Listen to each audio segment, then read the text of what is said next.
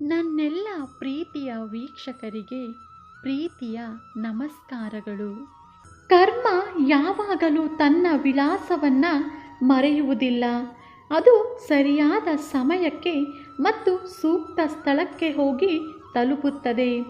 ಒಂದು ಕ್ಷಣ ನೋವಾದರೂ ಮನಸ್ಸಿನಲ್ಲಿ ಇಟ್ಟುಕೊಳ್ಳದೆ ಅಲ್ಲೇ ಮರೆತು ಮಾತನಾಡುವುದೇ ನಿಜವಾದ ಸ್ನೇಹ, ಪ್ರೀತಿ, ವಿಶ್ವಾಸ, ನಂಬಿಕೆ. ಏಕೆಂದರೆ ಪ್ರತಿ ಸ್ನೇಹ, ಪ್ರೀತಿ, ವಿಶ್ವಾಸದಲ್ಲೂ ಮುನಿಸು, ಕೋಪ, ಜಗಳ ಇದ್ದೇ ಇರುತ್ತದೆ. ಹೀಗಿದ್ದರೆ ಮಾತ್ರ ಸಂಬಂಧ ಗಟ್ಟಿಯಾಗಿ ಉಳಿಯುವುದು.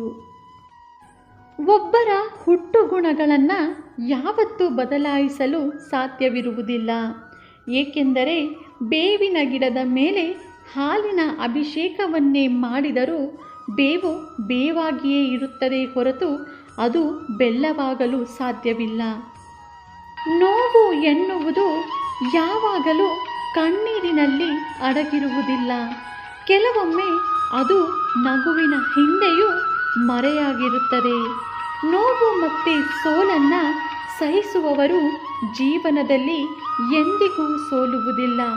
ಪರಿಸ್ಥಿತಿ ಇದ್ದ ಹಾಗೆ ನಮ್ಮ ಮನಸ್ಥಿತಿಯೂ ಕೂಡ ಇರಬೇಕು. ವಿಶ್ವಾಸವನ್ನು ಗಳಿಸುವುದು ಕಷ್ಟ, ಕಳೆದುಕೊಳ್ಳುವುದು ಸುಲಭ. ಯಾರಾದರೂ ನೀವು ಹೇಳುವ ಸುಳ್ಳುಗಳನ್ನು ನಂಬುತ್ತಾರೆ ಎಂದರೆ ಅವರು ದಡ್ಡರೆಂದು ಅಲ್ಲ, ಅವರ ವಿಶ್ವಾಸಕ್ಕೆ ನೀವು ಅರ್ಹರಲ್ಲ ಎಂದರ್ಥ. ವಿಶ್ವಾಸವನ್ನು ಗಳಿಸುವವರಾಗಿ ಎಂದಿಗೂ ಒಬ್ಬರ ನಂಬಿಕೆಯನ್ನು ಕಳೆದುಕೊಳ್ಳುವ ದ್ರೋಹಿಗಳಾಗಬೇಡಿ. ನಂಬಿಕೆ ಇದ್ದರೆ ಮೌನವು ಅರ್ಥವಾಗುತ್ತದೆ. ನಂಬಿಕೆ ಇಲ್ಲದಿದ್ದರೆ ಪ್ರತಿ ಶಬ್ದದಲ್ಲೂ ಅಪಾರ್ಥಗಳೇ ಗೋಚರಿಸುತ್ತದೆ. ನಂಬಿಕೆ ಎಲ್ಲ ಸಂಬಂಧಗಳ ಜೀವವಾಗಿರುತ್ತದೆ. ಯಾರು ಮೌನವಾಗಿ ಸುಖ ದುಃಖಗಳನ್ನು ಸಮವಾಗಿಸಿಕೊಳ್ಳುತ್ತಾರೋ ಅವರು ಎಂದಿಗೂ ಯಾರ ಮುಂದೆಯೂ ತಲೆಬಾಗುವುದಿಲ್ಲ. ಒಳ್ಳೆಯ ಕೆಲಸವನ್ನು ಮಾಡದೆ ಯಾರೂ ದೊಡ್ಡವರೆನಿಸಿಕೊಂಡಿಲ್ಲ. ಹಾಗೆಯೇ ಒಳ್ಳೆಯ ಕೆಲಸ ಮಾಡುವವರನ್ನು ಜಗತ್ತು ಯಾವತ್ತಿಗೂ ಚಿಕ್ಕವರು ಎಂದು ಗುರುತಿಸಿಲ್ಲ.